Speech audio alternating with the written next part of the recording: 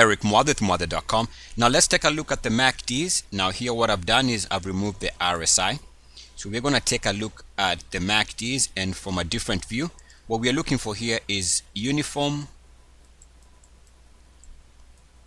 MACD action, or we can say symmetric MACD action.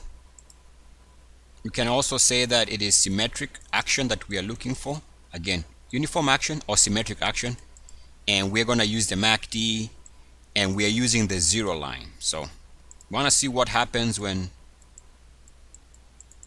we move above or below the zero line and show uniform action. Now keep in mind, this is again the same chart as the previous weekly chart. It is 3 years worth of weekly data. It could be for any stock, any instrument, anywhere in the world. Let's take a look at uniform action. All right, let's begin with this here. Now remember, this is too simple, so we have to always consider that we have to consider other time frames, other aspects, market conditions. This is just keeping it simple, trying to break down a chart by looking at one aspect of trading and then another, so it might look oversimplified. That's the point, is when you combine this with other factors, it can help paint a picture and help you determine what to do. Here we have uniform activity below zero, back above it. So once it moves back above the zero line, confirming uniform activity, it gives you this entry, and you had a slight move higher.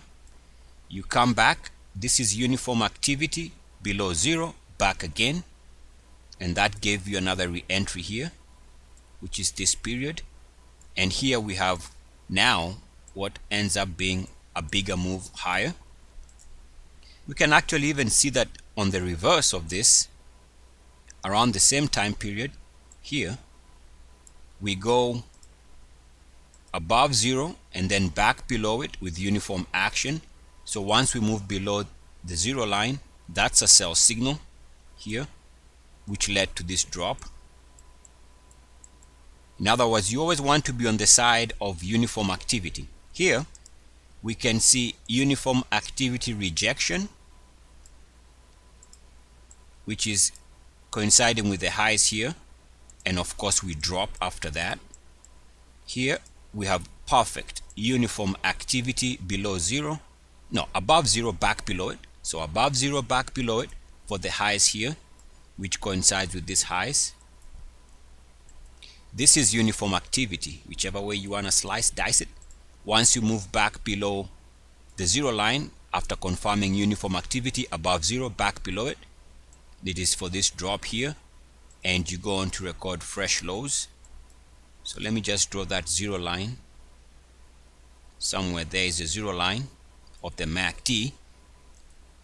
We have a little bit of a change. We have uniform activity now. On the flip side, uniform activity below zero, back above it. That was good enough for the instrument to give this entry, and you had some swing trade to the upside. It changes again and gives you another uniform activity rejection. So very confusing period here. Uniform activity above zero, back below it. Once you move below that zero line, confirming uniform activity, it is somewhere around here, I believe, and you drop again. So those are instances where we see uniform activity. Now if you are combining this with other aspects, then you had a chance of trading the correct direction. Now here we have uniform activity support for the lows right there. So that's the main MACD. We have uniform activity rejection here for the highs here.